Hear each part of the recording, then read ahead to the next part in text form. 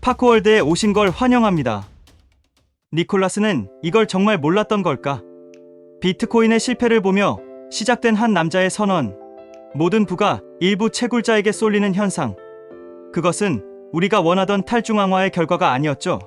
그는 그 구조를 정면으로 비판하며 포용적 경제 생태계를 만들겠다고 말했습니다. 그 결과물이 바로 여러분이 잘 아는 파이코인이죠. 하지만 지금 파이 네트워크는 과연 그가 약속한 방향으로 흘러가고 있을까요?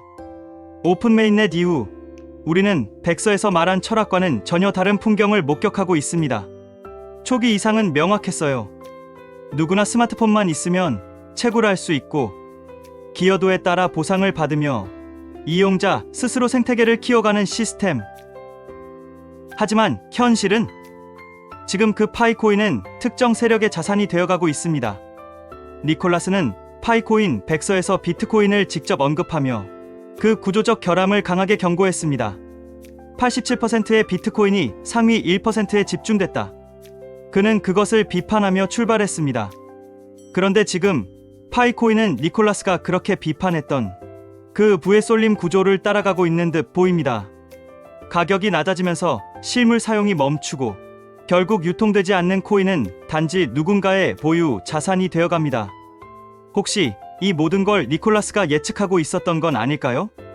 비트코인의 실패 구조를 정확히 인식하고도 정작 자신의 프로젝트가 똑같은 길을 걷게 될 수 있다는 가능성을 의도적으로 외면한 건 아니었을까요? 실제로 폐쇄형 메인넷 시절에는 파이 생태계가 살아 움직이는 게 느껴졌습니다. 매장이 늘어나고 파이페스트가 열리고 결제도 활발히 이뤄졌죠. 그때는 정말 이게 실물화폐가 될 수도 있겠구나 하는 실감이 있었거든요. 하지만 거래소에 상장된 후 분위기는 완전히 달라졌습니다. 지금은 파이의 가치를 실감하기 어렵고 사용을 주저하는 분위기까지 확산되고 있어요.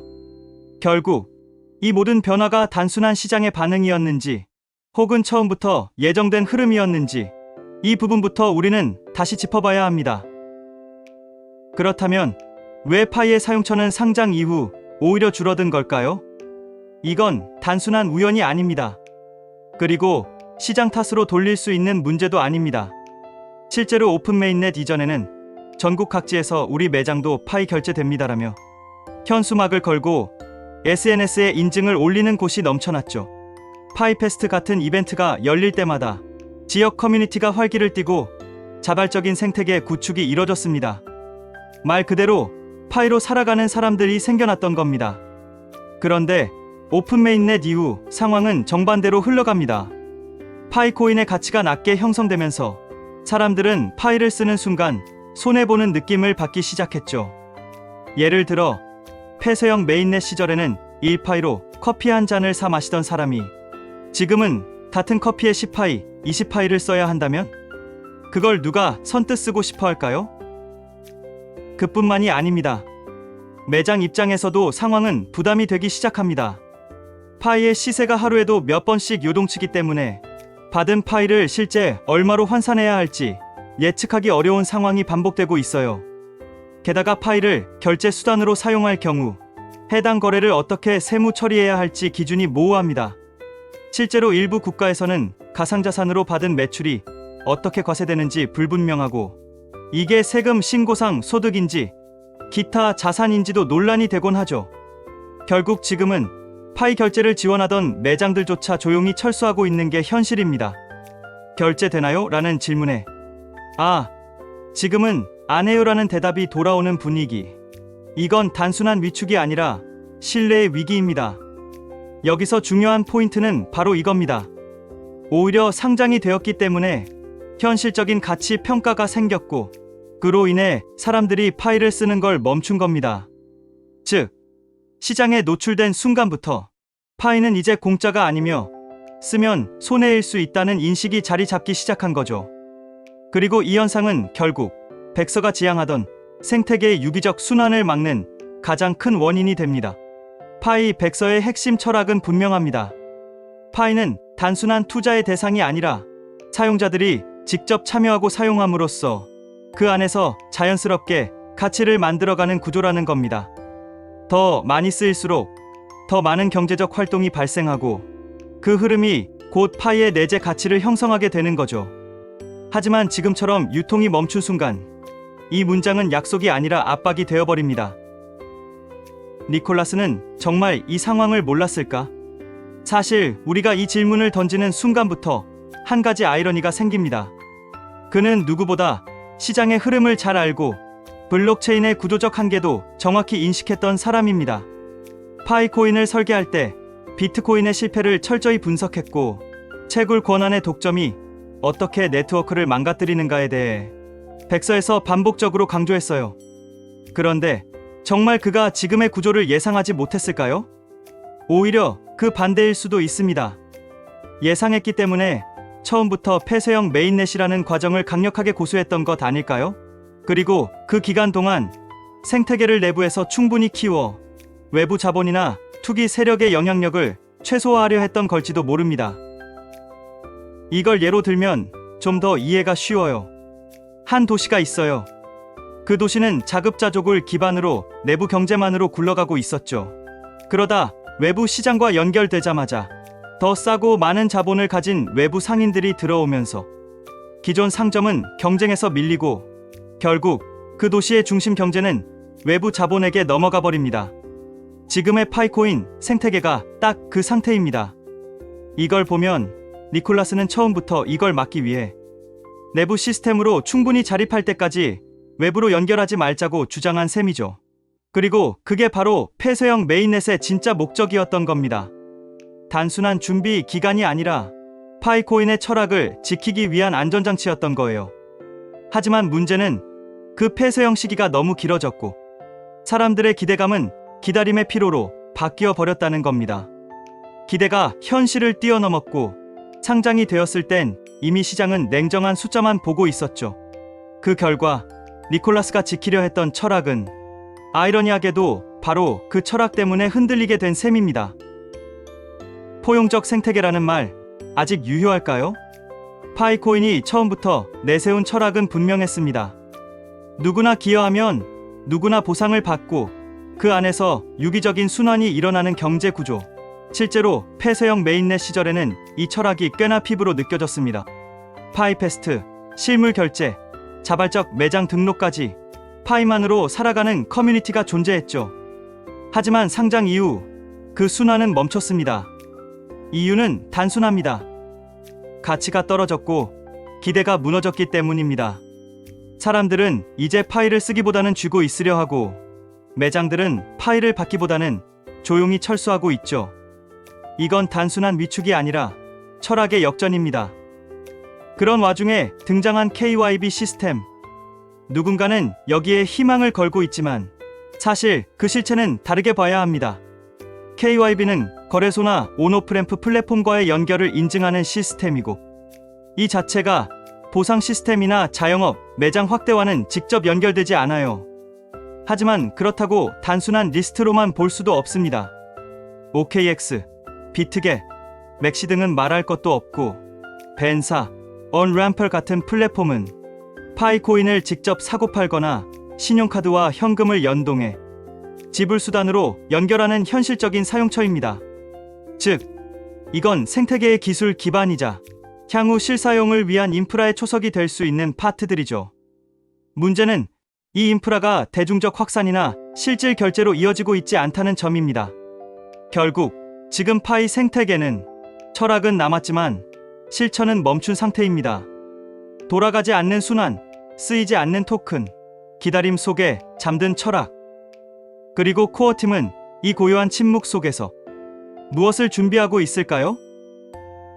니콜라스가 말하지 않은 것들, 그 안에 진짜 그림이 숨어 있다면 우리는 늘 파이코인의 철학을 들어왔습니다. 포용, 공정, 기여 기반 보상 같은 단어들이 반복됐고 그 중심엔 언제나 니콜라스가 있었습니다. 하지만 오픈 메인넷 이후 그는 거의 말을 하지 않았습니다. 공식 발표 외에는 특별한 메시지가 없었고 커뮤니티의 수많은 질문에도 침묵을 이어갔죠. 그런데 이상하지 않나요? 파이코인은 지금 가장 중요한 전환점에 서 있습니다. 가치는 낮고 신뢰는 흔들리고 결제 생태계는 확장보다 정체에 가깝습니다. 그럼에도 불구하고 코어팀은 낙관적인 메시지를 계속 전하고 있어요. 왜 그럴까요? 여기서 하나의 가능성이 떠오릅니다. 코어팀은 가격보다 더 큰 무언가를 보고 있는 건 아닐까? 그들에게 중요한 건 단기적인 가격 상승이 아니라 지속 가능한 네트워크 구조, 그리고 그 안에서 자생적으로 작동하는 실물 기반 경제 시스템일 수 있다는 겁니다. 실제로 최근의 기술적 움직임을 보면 그런 흐름이 드러납니다.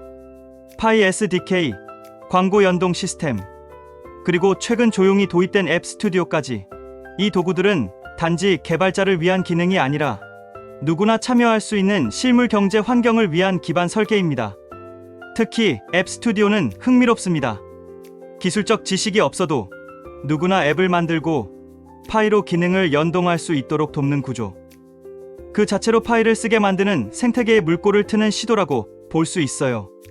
하지만 이 도구조차 대대적인 홍보 없이 조용히 배포됐다는 점이 중요합니다.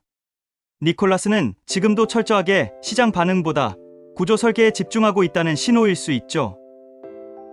이걸 기업으로 비유하면 이렇습니다.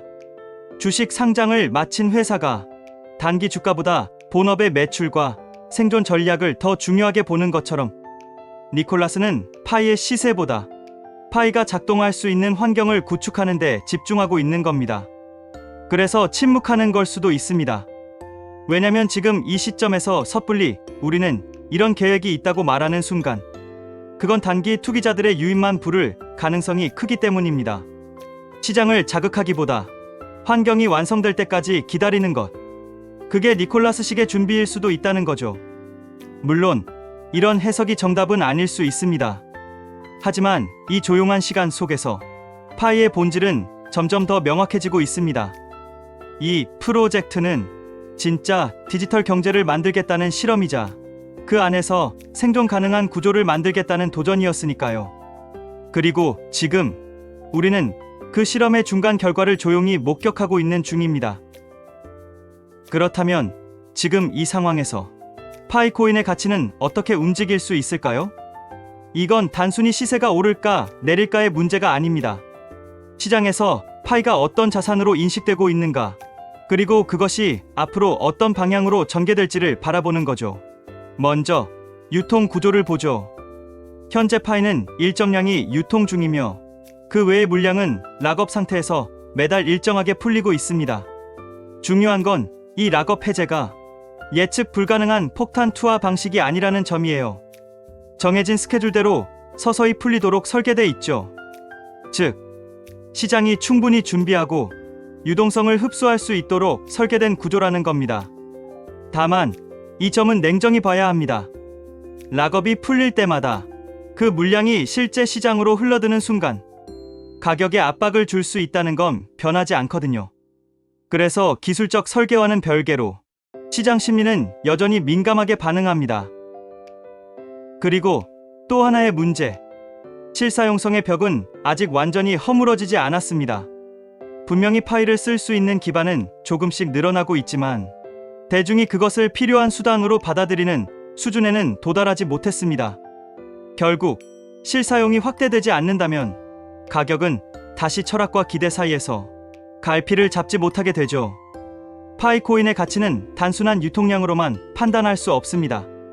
그것은 여전히 얼마나 쓰이느냐에 달려있고 어떤 경제적 구조 속에서 작동하느냐에 따라 결정될 수밖에 없습니다. 그리고 지금 그 경제 구조는 서서히 만들어지고 있습니다. 하지만 아직은 시장이 진짜로 반응하기엔 이른 단계라는 것도 부정할 수 없죠. 그렇기 때문에 지금은 묻지 않을 수 없습니다. 이제 파이는 지금까지 코어팀이 강조해온 철학을 현실 속에서 얼마만큼 증명해낼 수 있을까요?